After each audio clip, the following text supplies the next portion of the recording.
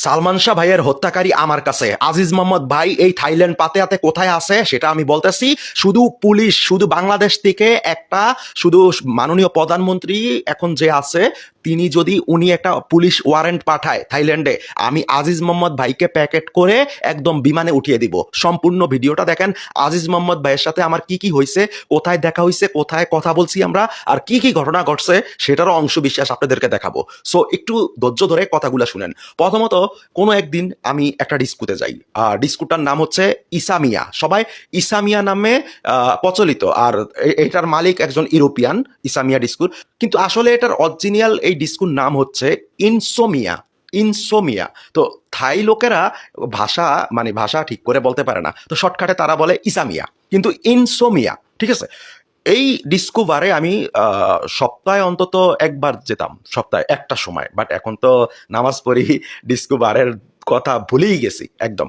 So এই ডিস্কুতে একদিন আমি ইনসোমিয়াতে আমি গেলাম। তারপর দেখলাম আজিজ মোহাম্মদ ভাই একটা টেবিলে বসে আছে। তারপরে একটা লিকুইড আছে, এটার নাম সোডিয়াম, কি যেন নামটা। এই লিকুইডটা আমি ডিস্কোতে জিজ্ঞেস করলাম, এটাও একটা ড্রাগস। আমি বললাম যে এই ড্রাগসটা আছে? বলছে যে না স্যার, এই ড্রাগসটা আমাদের কাছে নাই।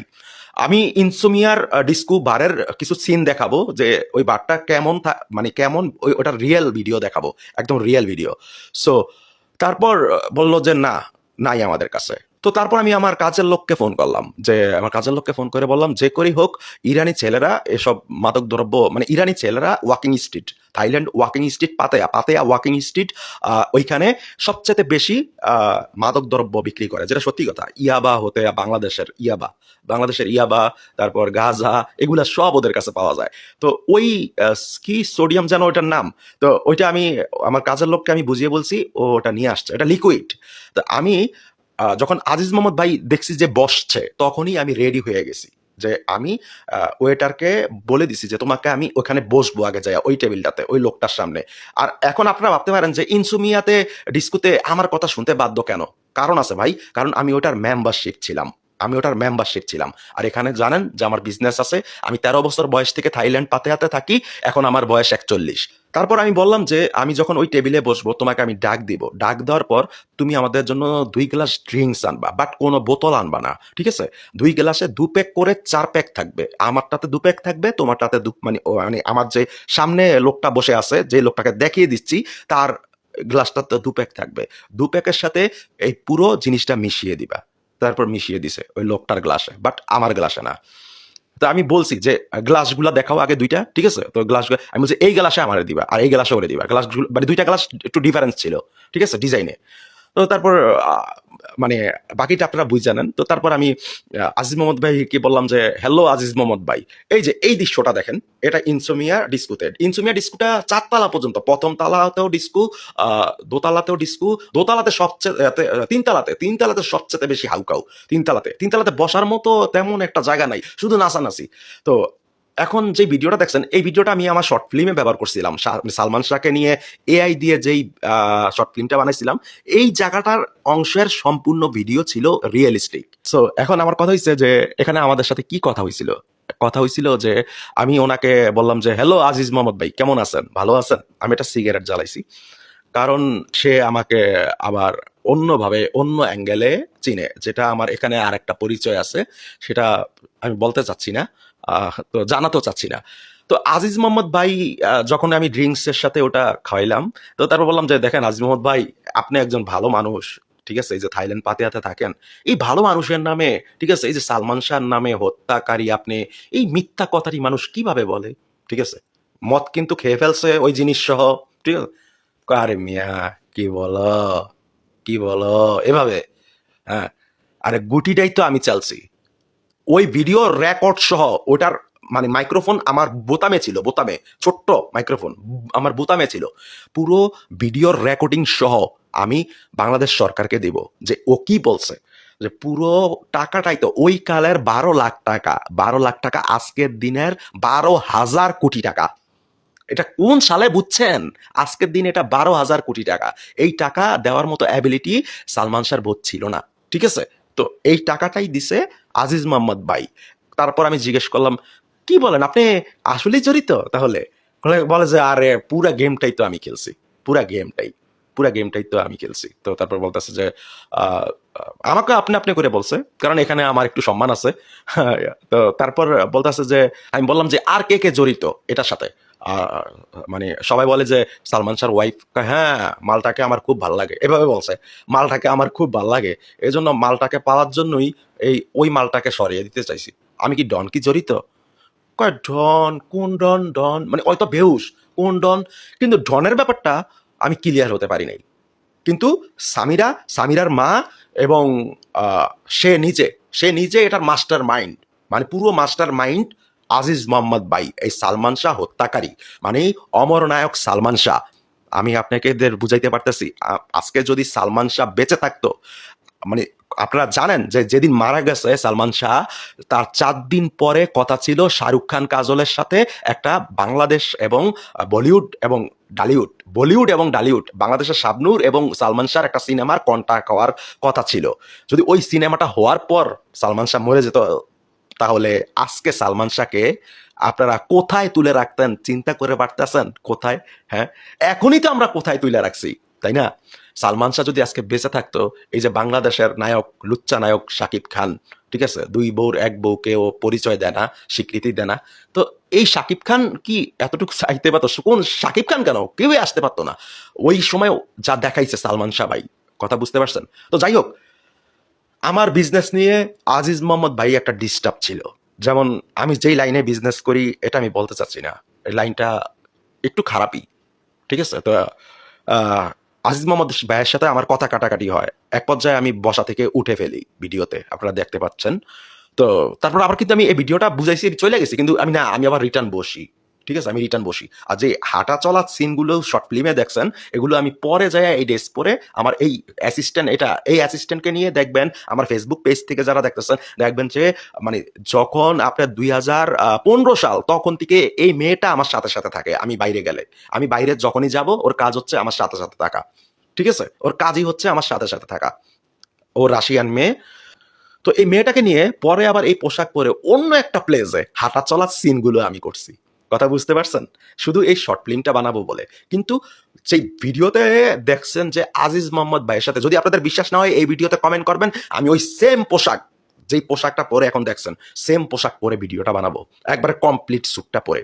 এবং আপনারা যদি বলেন যে আমার সেই অ্যাসিস্ট্যান্ট মেয়েটাকে নিয়ে ভিডিও বানাতে, আমরা একসাথে বসে ভিডিও বানাবো, একসাথে। যদিও ওর রাত্রেবেলা এখানে থাকার কোনো নিয়ম নাই, কিন্তু তবুও আমি চেষ্টা করব একসাথে হয়ে একটা ভিডিও দিতে। যে আজিজ মোহাম্মদ ভাই সম্পূর্ণ টাকাটা দিছে মারার জন্য, মানে যা খরচ হয়েছে, যেখানে যা লাগছে, শুধু 12 লাখ টাকা খরচ হয় নাই, খরচ আরো বেশি হয়েছে। এখানেই বলে রাখলাম কিভাবে খরচটা বেশি হয়েছে। ওই সময় 12 লাখ টাকা কন্ট্রাক্ট হয়েছিল, এটাও বলছে আজিজ মোহাম্মদ ভাই। বলছে যে আর বলো না, এটা ধামাচাপা দিতে যায় আরো মিনিমাম 20 লাখ টাকা চলে গেছে, মানে ওই তাৎক্ষণিক সময়। তা না হলে তো আমি জেলার ভাত খাইতাম এতদিনে। কথা বুঝতে পারছেন? তো পরে আমি তো পুরি অবাক, ওই কথাগুলো রেকর্ড সহ যদি বাংলাদেশ সরকার দেখতে চায়, আমি ভিডিও সহ, রেকর্ডিং সহ, আজিজ মোহাম্মদ ভাইয়ের লিপসিন সহ একবারে সুন্দর মতো ভিডিওটা বাংলাদেশ সরকারকে হস্তান্তর করব। শুধু বাংলাদেশ সরকারের দায়িত্ব হবে, শুধু বাংলাদেশ সরকারের দায়িত্ব হবে একটা নোটিশ পাঠানো। আর কিচ্ছু দরকার নাই, জোর করার দরকার নাই, কিচ্ছু দরকার নাই, সব কিছু আমি করব। কারণ থাইল্যান্ডে আমার প্রশাসনের দিক থেকে অনেক বেশি পাওয়ার, অনেক বেশি ক্ষমতা। সো যারা থাইল্যান্ডে এখানে আসছেন মিডিয়ার লোক, তারা জানেন যে আমার এখানে ক্ষমতা আছে কিনা। সো বিশেষ করে পাতেয়াতে, এই পাতেয়াতে আমার ক্ষমতা কতটুকু। সো এখানকার মানে ইমিগ্রেশন পুলিশ দিয়ে কিভাবে তাকে, মালটাকে প্যাকেট করে বিমানে উঠিয়ে দিব, সেটা আমার দায়িত্ব। আর বাংলাদেশ থেকে আজিজ মোহাম্মদ ভাইকে কিভাবে আপনারা আদর করে জেলখানাতে নিবেন, সেটা আপনাদের দায়িত্ব। কথা বুঝতে পারছেন? এখানেই শেষ না। আমার সালমান শাহর স্ত্রী সবচেয়ে খারাপ লাগছে সালমান শাহর স্ত্রী সামিরাকে সামনাসামনি এই থাইল্যান্ডে দেখে।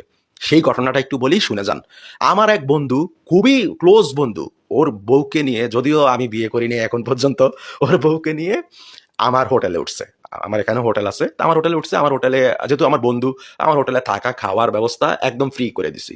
তো তারপর ফ্রি করে দেওয়ার পর মানে কি করলাম, ও হঠাৎ করে গল্প করতেছি, তো গল্প করতেছি, গল্প করতে করতে এক পর্যায়ে ও বলে ফেললো যে তুই জানিস আমার তো সালমান শাহ ভাইয়ের বউর সাথে প্রায় দেখা হয়। আমি বলছি কি বলস, কিভাবে দেখা হয়? কয়, হ্যাঁ, ওনার দোকান তো ব্যাংকক সুকুম্বিত রোডে। আমি বললাম মানে হ্যাঁ আমার বাসাও তো ব্যাংকক সুকুম্বিত রোডে, তো ওনার সাথে যেতে আসতে দিনে রাত্রে ২-৩ বার দেখা হয়। আমি বলি সালমান শাহ, মানে সালমান শাহ ভাই একটা ইমোশন না? তো আমি বলছি যে ঠিক আছে আগামী মাসে আমি ব্যাংককে আসবো। ব্যাংকক মানে হলো থাইল্যান্ডের রাজধানীর নাম ব্যাংকক, আর আমি থাকি পাতায়া। ঠিক আছে? মানে একটাই দেশ, ব্যাংকক হচ্ছে রাজধানীর নাম। তো এখন তো তারপরে আমি বললাম যে আমি আগামী মাসে আসবো, আমার একটু কাজ আছে ব্যাংককে। তো ওরা আর বলি নাই সালমান শাহ ব্যাপারটা। তো ওরে আমি আইসেই ফোন দিছি সুকুম্বিত রোডে থেকে। আমি বলছি যে তুই সরাসরি এখানে আয়। বলছে যে আমি আসতেছি। তো মানে ও আসলো, আসার পর আমি বললাম যে সালমান শাহ ভাইয়ের বউয়ের দোকান কোনটা? তো দোকান কোনটা? তারপর বলল যে চল আমি তোকে নিয়ে যাই। আমি বলি না, তুই নিয়ে যেতে পারবি না। বলতেছে মানে কেন? আমি বলছি তুই আমাকে ঠিকানা দে, আমি যাব। ও বলতেছে যে তুই ঠিকানা দিলেও চিনবি না। আমি বলছি তুই থাইল্যান্ডে কত বছর, আর কত বছর মানে হইছে, আর আমি থাইল্যান্ডে কত বছর? বলছে বন্ধু সরি। মানে কি বুঝছেন? মানে ও আমার অর্ধেক বয়সও থাইল্যান্ডে ছিল না। কথা বুঝতে পারছেন? এজন্য ও সরি বলছে। বন্ধু সরি। তারপর আমি বললাম যে তুই ঠিকানাটা শুধু দে, দোকানের নামটা দে আর ঠিকানাটা দে। আমি আবার থাই ভাষায় এভাবে কথা বলতে পারি, মানে একবার বাংলা ভাষাও এত শুদ্ধ হয় না আমার।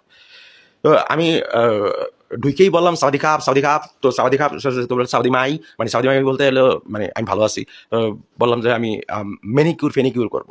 তো বলল যে কাকে দিয়ে করাবেন? তো থাইল্যান্ডের একটা নিয়ম আছে, ওখানে সব মেয়েরা কাজ করে যেহেতু পার্লারে, সালমান শাহর বউয়ের পার্লার। তো দেখলাম একটা মানে মানে উটশৃঙ্খল একটা হাফ প্যান্ট পরে আছে, জিন্সের কাপড়ের, একদম শর্ট, সালমান শাহর বউ।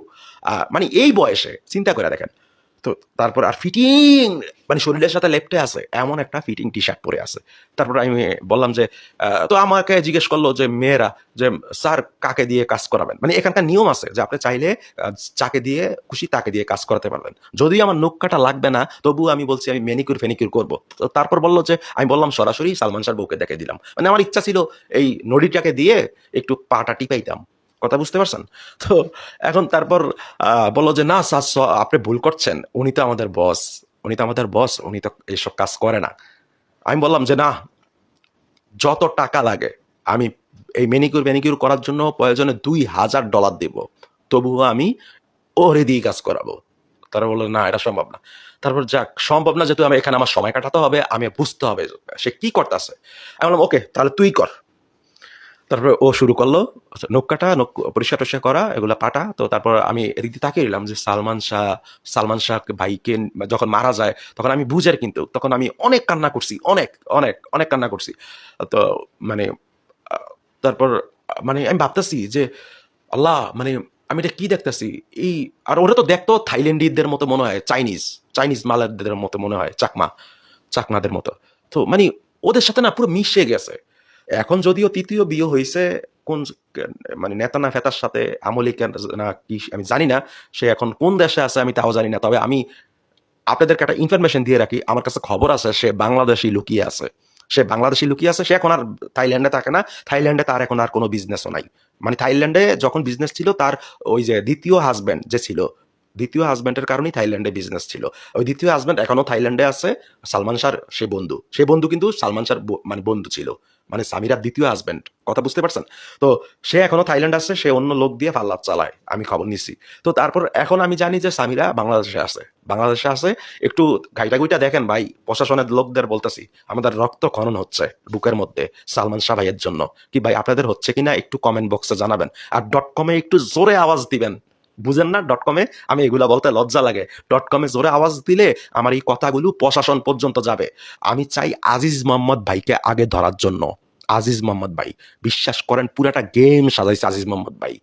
মানে আজিজ মোহাম্মদ ভাই এভাবে বলতেছে, আরে সালমান শাহর বউর মানে ওর সাহস আছে, ওরে মেরে ফেলবে। ঠিক আছে? সব তো আমিই করছি। প্রথমেই তো আমি ইয়ে যে কি যেন ওটা দিছে বলল। তো যাই হোক আমি পুরাটা রেকর্ড আছে, রেকর্ডটা আমি শোনাবো। মানে ভিডিও রেকর্ড। কথা বুঝতে পারছেন? সাউন্ড মানে বয়স সহ। সো আমলিকার আমলে দেখছি এটার বিচার হবে না, এজন্য কথাবার্তা বলি নাই। তো এখন দেখতেছি আমাদের মাননীয় প্রধানমন্ত্রী তারেক রহমান স্যার উনি এটার বিচার করতেছে। এখন আমি জানি না উনি কতটুকু করবে। তো উনি যদি জাস্ট একটা উকিল নোটিশ পাঠায় থাইল্যান্ডে, মানে ইয়ার মাধ্যমে, সরকারি মাধ্যমে, তারপরে বাকি কাজ ভাই আমার। বাকি কাজ আমার। এখানকার প্রশাসন দিয়া তারে মানে পুটকির ভিতরে একদম ভিতরে দিয়া মানে পিস্তলটা দেখাইলাম না ভাই, আমার কিন্তু মানে লাইসেন্স করা আছে ভাই, সমস্যা নাই। ২ টা তাও। একটা আমার বাবার পৈতৃক সূত্রে আমি পাইছি পরে, তারপর একটা আমার আগে থেকেই ছিল ব্রাজিল থেকে আনা। এই শালারে আমি এটা দিয়া পুটকির ভিতরে তারপর বাংলাদেশে পাঠামু। আমি ভাই আসলে ইউটিউবার না, আমি রাজনীতি নিয়ে একটু গঠনমূলক মাঝে, মাঝে কথাবার্তা বলি, এই আরকি। সো সালমান শাহ ভাইকে খুব ভালোবাসি। আর আপনারা জানেন যে আমি একজন আন্তর্জাতিক অভিনেতা এখন, কারণ আমি বলিউডে কাজ করছি, টলিউডে কাজ করছি, তারপর থাইল্যান্ডে অসংখ্য মিউজিক ভিডিওতে কাজ করছি, আর বাংলাদেশে তো অসংখ্য অসংখ্য কাজ আছে আমার। সো এখন আমি নিজেকে এত বড় করে পরিচয় দিতে চাই না। আর আমার চোখের সমস্যা, আমার ক্যামেরাটা হচ্ছে মানে ঘুরিয়ে দেখা যায় নিজেরটা নিজে, তো যখন তাকিয়ে থাকি তখন চোখ দিয়ে পানি পড়ে, এজন্য চশমাটা লাগাতে হয়। সো ঠিক আছে, ভালো থাকবেন। আর ডট কমে একটু জোরে, বেশি জোরে আওয়াজ দিবেন, ঠিক আছে, যাতে মানে বাংলাদেশ সরকার পর্যন্ত ভিডিওটা পৌঁছায়। সো আল্লাহ হাফেজ।